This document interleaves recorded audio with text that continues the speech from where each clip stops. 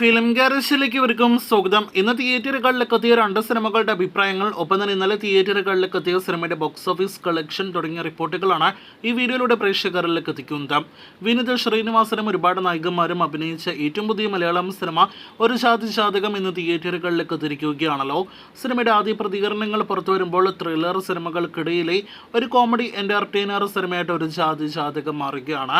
പ്രതീക്ഷ അത്ര ഒരു പോസിറ്റീവ് അഭിപ്രായങ്ങൾ വന്നിട്ടില്ലെങ്കിൽ പോലും ആവറേജ് ഡീസന്റ് അഭിപ്രായങ്ങൾ സിനിമ നേരിടുത്തിരിക്കുകയാണ്. അവസാനത്തെ 30 മിനിറ്റിനാണ് പല മിക്സഡ് അഭിപ്രായങ്ങൾ കാണാനായിട്ട് കഴിഞ്ഞിരിക്കുന്നത്.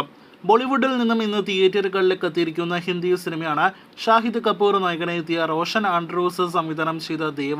ഒരു മാസ് ആക്ഷൻ എന്റർടൈനർ സിനിമയുടെ തിയേറ്ററുകളിലേക്ക് എത്തിയ സിനിമ നമ്മുടെ മലയാളത്തിന്റെ പൃഥ്വിരാജിന്റെ മുംബൈ പോലീസിന്റെ ഹിന്ദി റീമേക്ക് കൂടിയാണ്.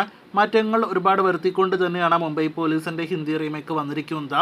സിനിമയുടെ പ്രതികരണങ്ങൾ പുറത്തു വരുമ്പോൾ പോസിറ്റീവിനോടൊപ്പം തന്നെ ആവറേജ് ഡീസന്റ് അഭിപ്രായങ്ങളും സിനിമ നേടിയെടുത്തിട്ടുണ്ട്.